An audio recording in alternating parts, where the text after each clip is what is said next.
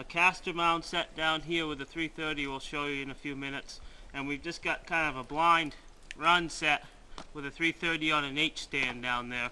But all this water out here, there's not really, in towards shore here, there's not really any water that's deep enough to drown a beaver, that doesn't have all kinds of tangles that would get in the way. But here's a set we'll show you that works great for a place like this. And all it is a log that you find a log that floats. This one here was just sitting out here, I went over and grabbed. And you want to pick it up, grab it in the water, and look to see which way it's floating, which side is up.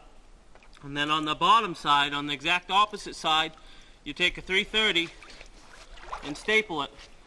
I got a couple fence staples there holding the trap, and staple it right to the bottom side, the opposite side, the way it was naturally floating.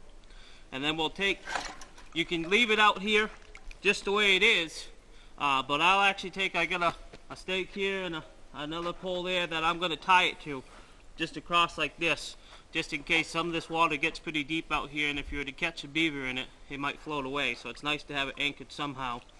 But the idea is to put a 330 on the bottom of this log that was floating, and we'll take some caster and we'll put it right on top of the log, right in the middle of the log.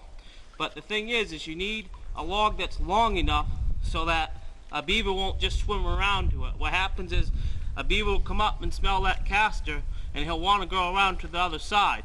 But if you only put a 2-foot log, he's going to swim around to the other side.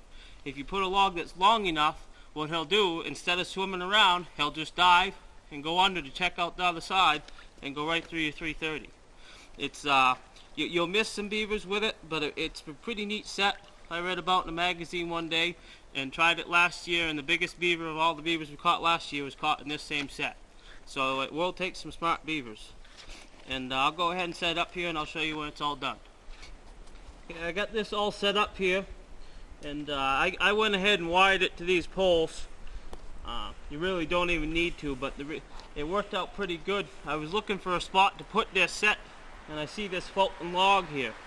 And it's nice to have the beavers. What you really want them to do is to come up perpendicular to your floating log, rather than having them, I mean, you could put it anywhere out here really, but rather than having them swimming up the side like this, it's nice to have them come in this way, and this log forces them to come in more straighter.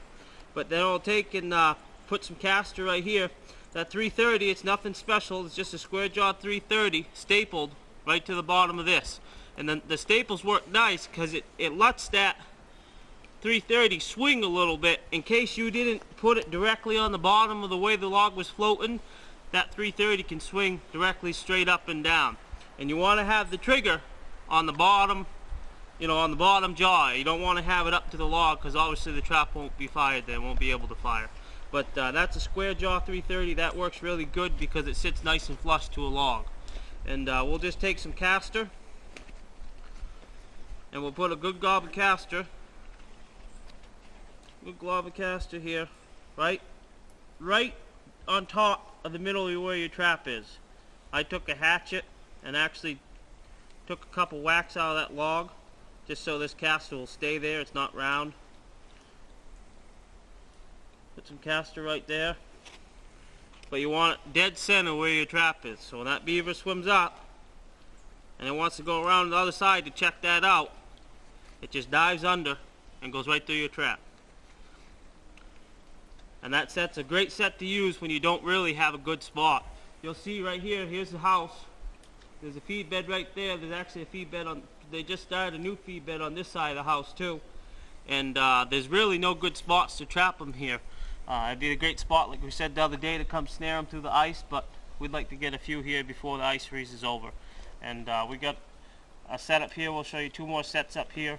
But this set is a pretty neat set, and hopefully it'll work out for us.